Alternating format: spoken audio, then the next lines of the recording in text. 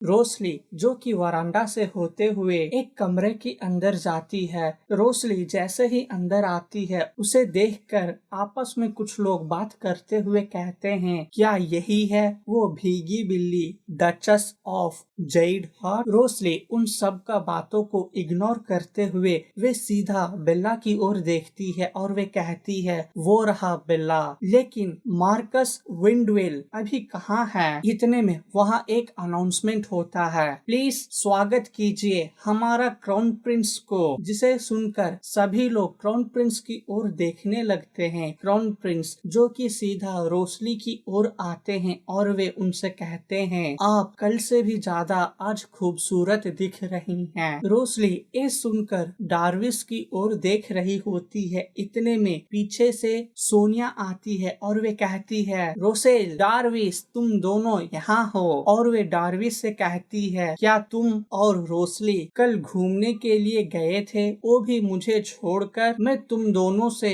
नाराज हूँ। इतने में वहाँ म्यूजिक बजाना चालू हो जाता है। सोनिया ये सुनकर बहुत ही खुश हो जाती है और वे डार्विस की ओर अपना हाथ बढ़ाती है, ये उम्मीद से कि वे उसके साथ डांस करेगा। लेकिन डार्विस के दिमाग में कुछ और ही चल रहा होता है। वे सोनिया को इग्नोर करते हुए सीधा रोसली की ओर जाता है और वे उससे कहता है, प्रिंसेस मुझे उम्मीद है आपको याद होगा कल हमने किस तरह की बेट लगाए थे। अब वो वक्त आ चुका है, आप उसे पूरा कीजिए। दूसरी ओर हम देखते हैं सोनिया को जो कि बहुत ही ज्यादा नाराज होती है डार्विस और रोसेल से और वे वहाँ से चली जाती है। इतने में रोसेल कहती है, कहीं आप मेरे साथ डांस करने की तो सोच नहीं रहे हैं? क्राउन प्रिंस कहते हैं, हाँ मैं यही विश मांगने वाला था। रोसेल कहती है, वो तो नहीं होगा। तभी डार्विस कहते हैं, तो फिर ठीक है, आप मेरे साथ कभी दूसरे दिन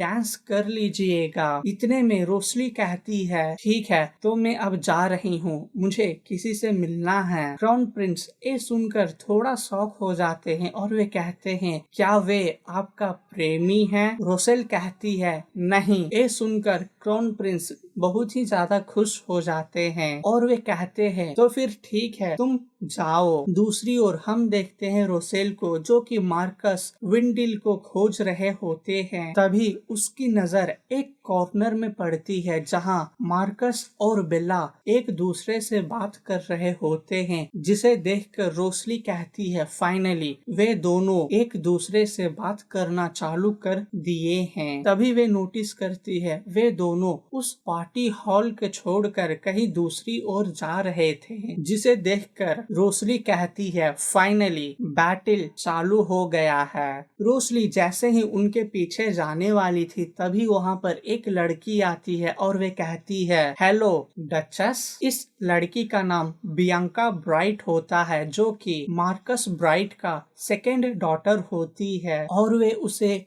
घूरकर शैतानी मुस्कुराहट के साथ कहती है, आपसे मिलकर मुझे अच्छा लगा। मुझे ऐसा लग रहा है आप क्राउन प्रिंस के साथ काफी क्लोज रिलेशनशिप में हैं। रोसली ये सुनकर कहती है, जैसा तुम सोच रही हो वैसा कुछ भी नहीं है। ये सुनकर बियांका विश्वास नहीं कर पा रही थी और वे उसे गंदी तरीके से घूरना चालू कर देती है। उसके हाथ में जो वाइन ग्लास था उसे भी वे नीचे गिरा देती है। इसी बीच रोसली उस ग्लास को पकड़ लेती है, जिसे देखकर आजू बाजू में जितने भी गेस्ट थे वे सब शॉक हो जाते हैं। तभी रोसली कहती है, आपको शायद ग्लास पकड़ने की ट्रेनिंग देना होगा लेडी। रोसली का ये जवाब सुनकर बियांका और भी ज्यादा गुस्सा हो जाती है और वे उससे चिढ़कर वहाँ से गुस्से से जाने लगती है, जिसे देखकर रोसली खुद से कहती है, शायद यही वो लड़की है इस नोवेल का असली विलन जो कि डार्विस के ऊपर क्रश रखती है। आगे वे कहती है ओरिजिनल नोवेल में बियंका कुछ लोगों को हायर कर कर सोनिया को किडनैप कर लेती है। लेकिन मुझे उम्मीद है क्राउन प्रिंस उससे बाद में बचा लेंगे। इतना सोचते ही रोसली अपने रास्ते जाती है और बियंका जो कि चिढ़कर वे अपने रास्ते जा रही होती है। उन दोनों का इस तरीके के मुलाकातों को देखकर एक औरत जो कि कोने से ये सब देख रही होती है वे मुस्कुराते हुए कहती है, इसे देखकर ऐसा लग रहा है ये बहुत ही इंटरेस्टिंग पर्सन होगी। ये कहने वाली काउंटेस मो आयान सित होती है। सीन वहाँ कट होता है और हम देखते हैं पैलेस के बाहर गार्डन में जहाँ रोसली टहल रही होती है और वे खुद से कहती है यहाँ तो कोई भी नहीं है, ये जगह बहुत ही शांत है। बेला और मार्कस अपना बातचीत को अब तक तो खत्म कर लिए होंगे। इसी बीच हम देखते हैं किसी को जो कि रोसली को फॉलो करते हुए आ रहा था। तभी रोसली देखती है उसके सामने कई सारे लोग उसे घेर कर खड़ा हो जाते हैं। रोसली उन्हें देखकर कहती है तुम लोग केवल 8 हो, ठीक है। और वे उनके मास्क को देखकर मजाक उड़ाते हुए कहती है मुझे क्यों ऐसा लग रहा है आप लोग उस मास्क को इसीलिए इस्तेमाल कर रहे हो ताकि आप अपना फेस को डेकोरेट करे रखो। इतना कहते कहते रोसली अपना जूता खोलती है और वे उस जूते को एक बंदे के ऊपर दे मारती है पट से हेडशॉट। और फिर वे वहाँ खड़े जितने भी लोग थे उन सब को एक एक कर मारना चालू कर देती है। उन्हें मारते वक्त वे सोचती है जैसा कि मैंने सोचा था इस बॉडी में काबू ही नहीं है। इतना कहते कहते वे अचानक एक सोल्जर का तलवार निकाल लेती है और वे वहाँ आए किडनैपर को मारना चालू कर देती है। वहाँ एक बहुत ही घमासान झगड़ा होने के बाद हम देखते हैं रोसली को जो कि अपना नेकलेस से दूसरे बंदे का गला दबा रही होती है। इसी वक्त पीछे से कोई आकर उसे बेहोश कर देता है। सीन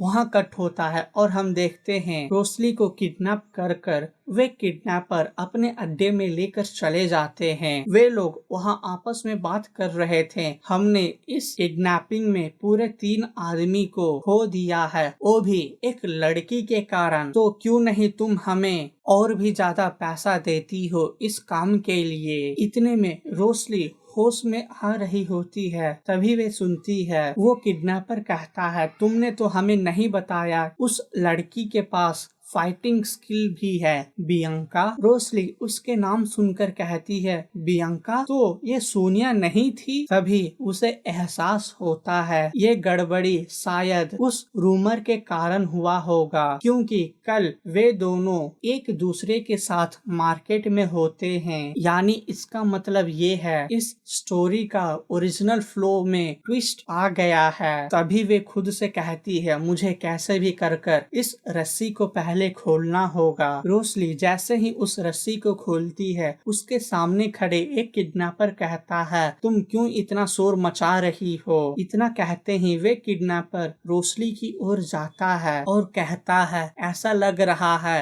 वे ड्रग तुम्हारे लिए काफी नहीं था। रोसली उस किडनैपर को पास आने तक इंतजार करती है। फिर वे अचानक अपने पैर से उसके मुंह पर एक किक मार देती है। अंदर के इस शोर को सुनकर बाहर से 2 और किडनैपर अंदर आते हुए कहते हैं यहाँ हो क्या रहा है। तभी वे देखते हैं रोसली को जो कि अपने रस्सियों को काट लेती है। वे उन्हें देखकर कहती है ये औरत तो मान ही नहीं रही है। तभी उनमें से एक बंदा किसी का हाथ पकड़ लेता है और उसे खींचते हुए कहता है तुम चलो मेरे साथ। और हम देखते हैं वो लड़की और को नहीं बियंका होती है। वे किडनैपर बियंका के गले में चाकू रखकर रोसली को कहते हैं अगर तुम वहाँ से 1 इंच भी हिलोगी तो मैं इस लड़की का सर धड़ से अलग कर दूंगा। बियंका ये सुनकर डर जाती है और वे कहती है अरे पागल तुम कर क्या रहे हो, क्या तुम भूल गए हो मैं तुम्हारा बॉस हूँ। रोसली उसे इस हालत में देखकर कहती है सच में यहाँ का माहौल बहुत ही खराब होते जा रहा है। और इसी के साथ ये चैप्टर खत्म होता है। मिलते हैं अगले चैप्टर में।